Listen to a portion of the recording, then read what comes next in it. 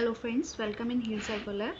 Let's start the next topic of the chapter 1, evolution of psychology. Okay, so as you know, psychology is a modern discipline which is influenced by to a large extent by the Western development, has a short history. तो psychology is not very old discipline, ये philosophy से निकला है और ज़्यादा से ज़्यादा इसको not more than 100 years above, क्योंकि आपने देखा होगा 1879 में जो है पहली लेबोरेटरी बनी थी जो वुंडेट के द्वारा बनाई गई थी जर्मनी में. तो it is not very old, 19th century के लास्ट में इमर्ज होना शुरू हुआ था. तो which is influence to a large extent by the western developments. ठीक है, ये वेस्टर्न डेवलपमेंट से आया और इसकी बहुत ही शॉर्ट हिस्ट्री है. It grow out of ancient philosophical concern with question of psychological significance. तो ये एंशियंट फिलोसफिकल कंसर्न से निकला है जिसने किस पे क्वेश्चन रेज किया, साइकोलॉजिकल सिग्निफिकेंस पे. So we mention earlier that the formal beginning of modern psychology stress back to 1879 when the first experimental laboratory was established in Leipzig, Germany by William Wundt. तो हमने इसके बारे में पहले भी पढ़ा है कि फॉर्मल बिगनिंग कब शुरू हुई अगर मॉडर्न साइकोलॉजी की बात करें तो 1879 में, क्योंकि उस टाइम पे पहली लेबोरेटरी स्टेब्लिश हुई थी लेप्जिग जर्मनी में, जो किसने की थी, विलियम वुंडेट ने. And he was interested in the study of the conscious experience and wanted to analyse the constituents of the building blocks of the mind. तो ये बहुत इंटरेस्टेड थे कॉन्शियस एक्सपीरियंस को स्टडी करने में, and he was wanted to analyse the constitute और the building blocks of the minds. तो वो माइंड्स के बिल्डिंग ब्लॉक्स को स्टडी करना चाहते थे. So psychologist during Wundt's time analyze the structure of the mind. वो माइंड के स्ट्रक्चर को पढ़ते थे, इसीलिए इसको स्ट्रक्चरलिज्म. तो पहले स्कूल ऑफ साइकोलॉजी जिसे कहा जाता है उसे बोला जाता है स्ट्रक्चरलिज्म. ठीक है, which is given by William Wundt, क्योंकि वो स्ट्रक्चर ऑफ द माइंड पढ़ता था. इसी में एक इन्होंने वर्ड ढूंढा through introspection and therefore world called structuralist. तो इन्होंने कहा कि स्ट्रक्चर ऑफ माइंड को आप कैसे स्टडी करेंगे, इंट्रोस्पेक्शन के थ्रू. ठीक है, इसलिए इसको कहा गया स्ट्रक्चरलिस्ट. तो इंट्रोस्पेक्शन क्या है, एक प्रोसीजर है इन विच इंडिविजुअल्स और subjects in psychological experiment were asked to describe in detail. तो एक ही प्रोसीजर होता है इंट्रोस्पेक्शन, जिसमें जो इंडिविजुअल या सब्जेक्ट होता है वो साइकोलॉजिकल एक्सपेरिमेंट्स में उससे चीज़ें डिटेल में डिस्क्राइब करवाई जाती है और उनके ऑन मेंटल प्रोसेस और एक्सपीरियंस को स्टडी किया जाता है. तो दिस इज कॉल्ड इंट्रोस्पेक्शन. और आप अपने आप भी समझ सकते हैं कि इंट्रो का मतलब अपने अंदर देखना, अपने आप को एनालिसिस करना. तो that is called introspection. However, introspection as a method did not satisfy many other psychologists. It was considered less scientific because the introspective report could not be verified by outsider observers. देखिए, scientific कोई चीज़ तभी हो सकती है जो result आया है उस रिजल्ट को आउटसाइड ऑब्जर्वर्स यानी बाकी लोग भी उसको स्टडी कर सके और उसको फाइंड आउट कर सके कि वो कितना रिलाई करती है ना.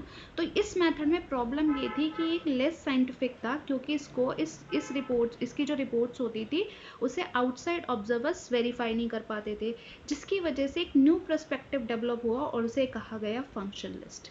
यानी सेकेंड स्कूल ऑफ साइकोलॉजी कौन सा होगा, फंक्शनलिस्ट.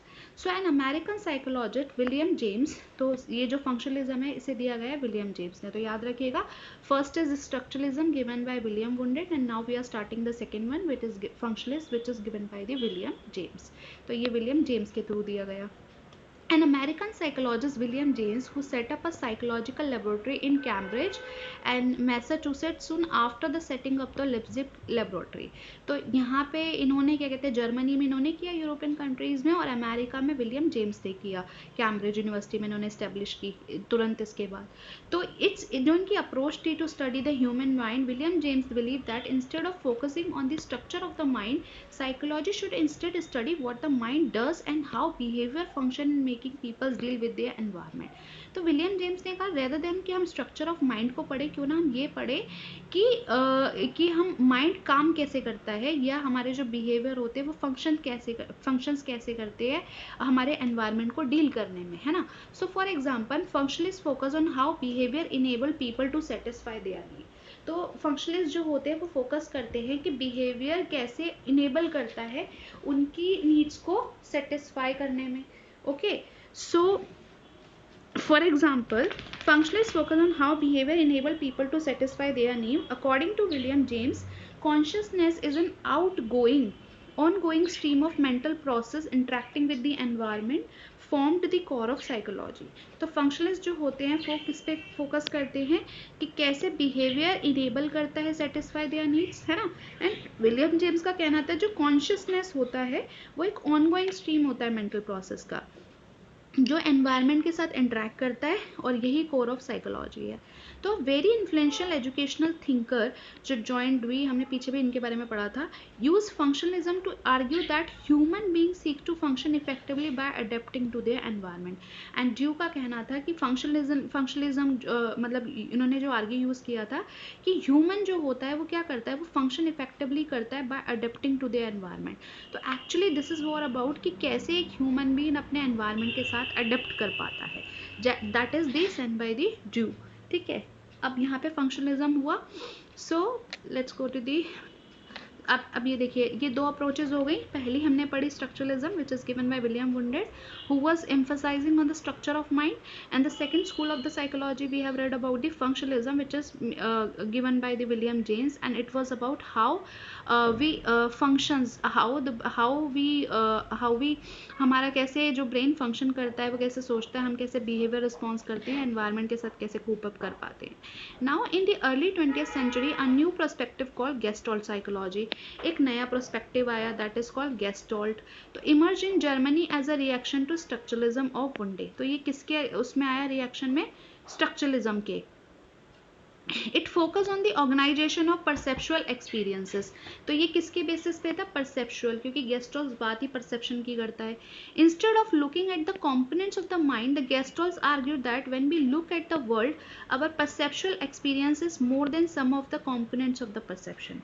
तो गेस्टॉल्ट साइकोलॉजिस्ट आर्ग्यू करते हैं कि जब हम वर्ल्ड को अपने परसेप्चुअल एक्सपीरियंस से देखते हैं तो वो ज़्यादा दिखता है जब हम उसके सम ऑफ द कंपोनेंट्स कहते हैं. वो कहता है रेदर देन हम इसको ऐसे ऐसे डॉट डॉट समझें, क्यों ना हम इसको एक सर्कल, तो इसको हम होल के रूप में देखें.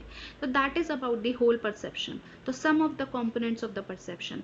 तो in other words what we experience is more than input receive from our environment. जो एक्चुअली हम एक्सपीरियंस कर रहे हैं ना, वो ना केवल उतना नहीं है जितना इनपुट हमें नजर आ रहा है, बल्कि वो उससे भी ज्यादा है जो हमें एनवायरनमेंट से मिल रहा है. तो when for example light from a series of flash bulb falls in our retina, we actually experience movement of light. तो जब एक लाइट जो होती है, सीरीज जो होती है फ्लैशिंग बल्ब्स की, वो हमारे रेटिना पे गिरती है, तो हम उसकी वजह से लाइट को देख पाते हैं. But when we see a movie we actually have a series of very rapidly moving images of still picture falling on our retina. लेकिन जब हम मूवी देख रहे होते हैं तो उसमें तो बहुत तेजी से इमेजेस मूव कर रही होती हैं, फिर भी हमारी रेटिना पे वो हो पाता है. तो thus our perceptual experience is more than the elements. तो वो खाली इतना ही नहीं है, वो उससे कहीं ज्यादा है. तो एक्सपीरियंस होलिस्टिक होता है. होलिस्टिक का मतलब जैसे आप होल देख सकते हैं. It is a gestalt. We will learn about more the gestalt psychology when we discuss about the nature of perception. तो चैप्टर 5 में हम पढ़ेंगे इसके बारे में. Let's go to the next one para. Yet another reaction to structuralism came in the form of behaviorism. A fourth school of कौन सा आ गया, behaviorism, जो 1910 के आसपास आया था, and given by the John Watson. इन्होंने एक लिटिल एल्बर्ट पे एक्सपेरिमेंट किया था फियर को लेके कि कैसे फियर लर्नड बिहेवियर है या कैसे बिहेवियर को लर्न कराया जा सकता है. तो he rejected the ideas of mind and consciousness as a subject matter of psychology, and he greatly influenced by the work of psychologist like even Pavlov on classical conditioning. तो उन्होंने बाकी सारे मैटर्स को हटा दिया और उनका ज़्यादा इन्फ्लुएंस रहा है इवन पैवलोव के क्लासिकल कंडीशनिंग एक्सपीरियंस पे जो डॉग पे हुआ है. For Watson, mind is not an observable and introspection is subjective because it cannot be verified by another observer. तो वॉटसन का कहना है कि माइंड जो है वो ऑब्जर्वेबल तो है नहीं, उसे आप बाहर से तो देख नहीं सकते, और इंट्रोस्पेक्शन बहुत ही सब्जेक्टिव काइंड ऑफ कॉन्सेप्ट है, इसे आप वेरीफाई नहीं कर सकते. तो according to him the scientific psychology must focus on what is observable and verifiable. तो अगर हम साइंटिफिक साइकोलॉजी की बात कर रहे हैं तो हमें किस पे फोकस करना चाहिए, जो चीज़ ऑब्जर्वेबल हो और जिसे हम वेरीफाई, जो क्या कहते हैं इसमें हो ही नहीं पा रहा था, क्या कहते हैं स्ट्रक्चरलिज्म में नहीं हो पा रहा था वेरीफाई, है ना, और इंट्रोस्पेक्शन वगैरह ये सब नहीं हो पा रहा था, ये बहुत सब्जेक्टिव होते जा रहे थे. So he define psychology as a study of behaviour और response which can be measured and studied objectively. अब देखो वुंडेड ने क्या कहा. वुंडेड सेड कि भाई जो है क्या कहते हैं, साइकोलॉजी क्या है, स्टडी ऑफ बिहेवियर रिस्पॉन्स है, जिसे पहली बात आप मेजर कर सकें, दिस इज नंबर वन। दूसरा, आप उसे ऑब्जेक्टिवली स्टडी कर सकें, क्योंकि कोई भी चीज़ साइंटिफिक तभी होती है, साइंटिफिकली उसको बढ़ जाती है रिलायबिलिटी जब वो ऑब्जेक्टिव होती है। तो behaviourism of Watson was further develop by many influential psychologist who are known as behaviourist. तो आगे बहुत सारे बिहेवियरिस्ट आए, and most prominent among them was Skinner, who applied behaviourism to wide range of situation, जिन्होंने क्या कहते हैं री-इन्फोर्समेंट और पनिशमेंट की बात की थी, and popularise the approach. We will discuss Skinner work later in this text book. तो हम इसके बारे में आगे पढ़ेंगे। Let's go to the new school. Although behaviorists dominated the field of psychology for several decades after Watson, a number of other approaches and views about psychology and its subject matter were developing around the same time. हालांकि Watson के बाद जो है behaviourist बहुत popular रहा था, आज भी है, behaviour modification is very popular theme, but उसके बाद भी उसके साइड में टेलसली भी बहुत सारे सब्जेक्ट्स पे काम होता रहा, और उसमें से एक पर्सन थे जो सबसे ज़्यादा फेमस हुए और जिनके सबसे ज़्यादा रेडिकल व्यू थे। तो कौन हो सकता है वो? सिगमंड फ्रॉइड, जिन्होंने कॉन्सेप्ट दिया था psycho analysis, which we are going to read about. So viewed human as a dynamic manifestation of unconscious desire. ये सारी बात इसी पे करते हैं कि जो भी है वो सब अनकॉन्शियस है, and conflicts. So he found psychoanalysis as a system to understand cure psychological disorders. तो एक फिजिशियन थे और इन्होंने जब फाइंड आउट किया कि ज़्यादातर जो उनके मेंटल डिसऑर्डर्स वाले जो पेशेंट थे, तो उन्होंने फाइंड आउट किया कि उनके पीछे जो थे जनरली जो है साइकोलॉजिकल इश्यूज थे। तो while Freudian psychoanalysis viewed human beings as a motivated by unconscious desire for gratification of pleasure, seeking often sexual desire. तो इसमें इन्होंने सारी बात क्या की, फ्रॉइडियन के साइकोएनालिसिस में क्या था कि ह्यूमन बींग्स जो मोटिवेटेड होता है तो उसकी कुछ अनकॉन्शियस डिजायर्स होती हैं जो क्या होती हैं, ग्रेटिफिकेशन ऑफ प्लेजर। और किस तरह का प्लेजर होना चाहिए, वो जनरली सेक्सुअल डिजायर्स के बेसिस पे बेस होता है। इसलिए इन्होंने साइकोसेक्सुअल स्टेजेस भी दी, oral, anal, phallic, latency, genital, जिसके बारे में हम आगे डिस्कस करेंगे। अब इसके बाद एक और नया पर्सपेक्टिव आता है, humanistic. So in psychology took a more view of human nature. Humanistic such as Carl Rogers, Abraham Maslow emphasize the free will of human beings and their natural striving to grow and unfold their inner potential. तो उन्होंने कहा कि क्यों ना हम human की जो potential है उस पर एम्फोसाइज करें, उनको, उनकी स्ट्राइविंग को ग्रो करें, उनके इनर पोटेंशियल को बाहर लाएं। So they argue that behaviourism with it emphasize on behaviour as determined environmental condition, undermine human freedom and dignity and takes a mechanistic view of human nature. तो इन्होंने behaviourism के against में कहा कि अगर बिहेवियरिज्म जो है वो एनवायरमेंटल कंडीशंस की बात करता है, क्योंकि बिहेवियरिज्म जो है वो एनवायरमेंटल कंडीशन से होता है, और इसके चक्कर में जो है ह्यूमन का जो फ्रीडम होता है, डिग्निटी होती है, वो कहीं ना कहीं अंडरमाइंस हो जाती है, ठीक है, और जिसकी वजह से इन्होंने ये दिया mechanistic view of human nature. तो वो कहीं ना कहीं फिर जो आप बिहेवियर सिखा रहे होते हो बिहेवियरिज्म के थ्रू, वो एक मैकेनिस्टिक हो जाता है, ना कि नेचुरल होता है। तो these different approaches filled with the history of modern psychology and provided a multiple perspective to its development. तो इसने बहुत मल्टीपल पर्सपेक्टिव दिए। तो ये मॉडर्न साइकोलॉजी की शुरुआत थी, और अभी हम कितने सारे पर्सपेक्टिव देख चुके हैं।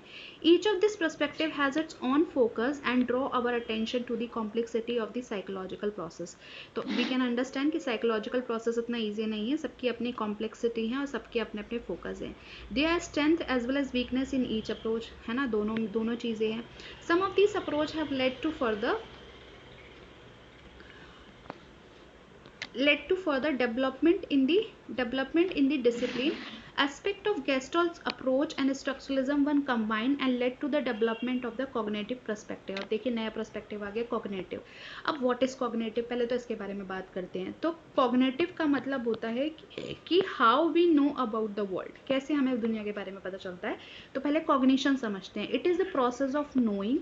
It involves thinking, understanding, perceiving, memorizing, problem solving and host of other mental process by which our knowledge of the world develops, making us able to deal with the environment in specific ways. अब इसका मतलब समझो, कुछ बच्चे ना यहाँ अभी पहली बार जब पढ़ रहे होंगे तो सबसे डिफिकल्ट वर्ड होता है कॉग्निशन समझना।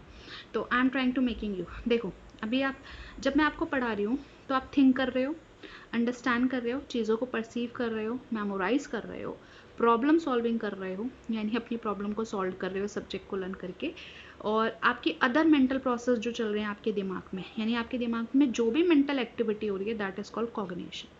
इतना समझ में आया? ठीक है, to deal with the environment. और ऐसा क्यों कर रहे हैं? Making us able to deal with the environment in specific ways, ताकि हम स्पेसिफिक वे में एनवायरनमेंट से डील कर सकें। वो किसी भी तरह का एनवायरनमेंट हो सकता है आपका एग्जाम का एनवायरनमेंट हो, इसलिए पढ़ रहे हो, तो वो भी एक एनवायरनमेंट प्रॉब्लम सॉल्विंग डील ही हो गया। तो जब आप कॉग्निशन की आपसे बात हो रही होगी, तो कॉग्निशन में प्रोसेस ही यही होता है, आप किस तरह की थिंकिंग कर रहे हैं। और जब आप सीबीटी वगैरह भी पढ़ेंगे ना, तो उसमें यही होता है कि आपके इरेशनल थॉट्स को या आपके जो नेगेटिव कॉग्निशंस हैं या जो आपके थॉट्स हैं उनको कैसे करेक्ट किया जा सके। ठीक है, तो some cognitive psychologists view that human mind is an information processing system like the computer। तो कॉग्निशन वालों का कहना है कि भाई जो ह्यूमन माइंड जो है वो एक तरीके का इंफॉर्मेशन प्रोसेसिंग सिस्टम है, जैसे कंप्यूटर होता है ना, कि पहले कंप्यूटर में इनपुट डाला, फिर स्टोरेज हुआ, फिर जब उसकी ज़रूरत हुई तो रिट्रीवल हो गया।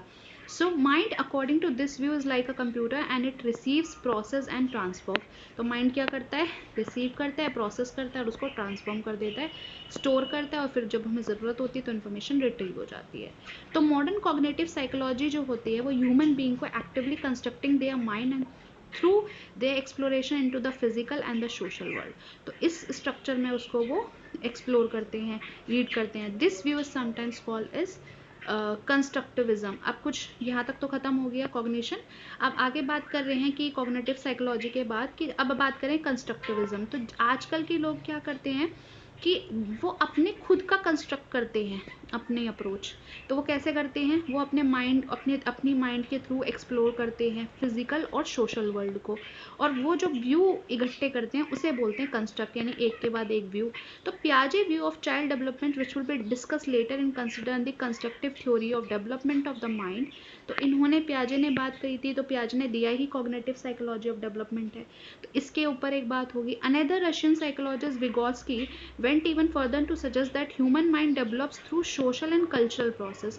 तो विगोट्स्की जो है इन्होंने मोरल डेवलपमेंट के ऊपर एक थ्योरी दी थी, और ये भी डेवलपमेंट के ही पाथ हैं। तो इन दोनों के बीच में था थोड़ा सा। तो विगोट्स्की का कहना था कि जो ह्यूमन है वो जो होता है इसका माइंड जो डेवलप करता है वो सोशल और कल्चरल प्रोसेस की वजह से होता है, यानी जिस तरह के वो एनवायरनमेंट में रहता है उसी तरीके से वो बिहेव करता है। And mind is viewed as culturally constructed through joint interaction between the adults and children. तो एडल्ट्स और चिल्ड्रन के बीच में जो इंट्रैक्शन होता है उसी से वो कंस्ट्रक्ट करता है।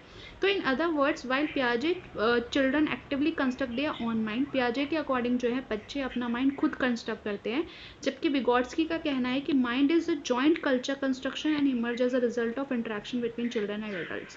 तो वो कहता है कि वो एक कल्चर कंस्ट्रक्शन भी है और जो इंट्रैक्शन होता है बच्चों और बड़ों के बीच में उसका रिजल्ट भी है। तो दिस इज़ ऑल अबाउट। अच्छा, ये जो आपका बीच में बॉक्स दिया था इसकी ना मैं एक अलग से एक और वीडियो बना के डाल दूँगी। Thank you so much, and if you like this video please like, share and subscribe. Thank you.